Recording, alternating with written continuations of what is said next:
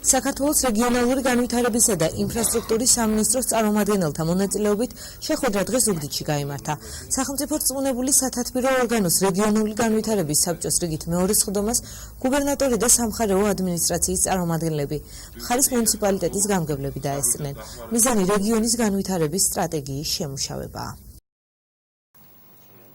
ჩვენ ვაგრძელებთ საქართველოს თითოეული რეგიონის რეგიონული განვითარების სტრატეგიაზე მუშაობას.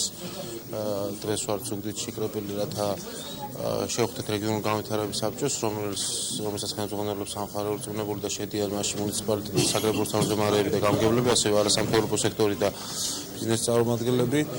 რეგიონული განვითარების საბჭო უნდა შეიმუშაოს საბოლოო ჯამში ეს განვითარების სტრატეგია ჩვენ სამინისტროსთან თანამშრომლობით. Potom ეს სამუშაოები გარკვეული პერიოდი იყო შეთანხმებული, ჩვენ უნდა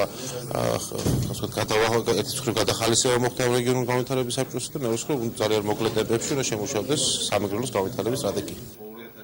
დღეს წესრიგით გათვალისწინებული იყო საკითხების განხილვა, რომელიც უკავშირდება როგორც მიმდინარე ინფრასტრუქტურულ პროექტებს, ისე საქართველოს მთავრობასა და ევროკავშირს შორის 2011 წლის 14 ნოემბრის დაფინანსების ხელშეკრულებით ქართული მხარის მიერ ნაკისრი ვალდებულებების შესრულებას.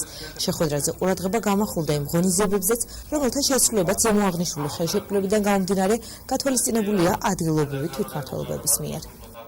ბუნებრივია, რეგიონისთვის ძალიან მნიშვნელოვანია ეს შეხვედრა, იმიტომ რომ რეგიონული განვითარების სტრატეგიიდან გამომდინარე ევროკავშირი აფინანსებს პროექტს და თითოეული ჩვენი მოქალაქისთვის ბუნებრივია ძალიან მნიშვნელოვანია, რაც შეიძლება მისი სწრაფად დაწყება. ახლა საბჭო ახალი შემადგენლობით შეუდგება ამაზე მუშაობას. ანაგლესთან დაკავშირებით ჯერ პასუხი არ აქვთ, ბედავი მეკითხათ.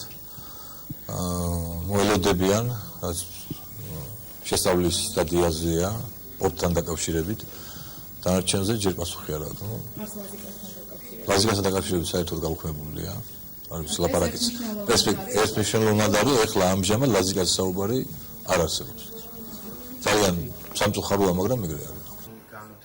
საქართველოს რეგიონული განვითარებისა და ინფრასტრუქტურის სამინისტრო მსგავს შეხვედრებს საქართველოს სხვა ქალაქებშიც გეგმავს.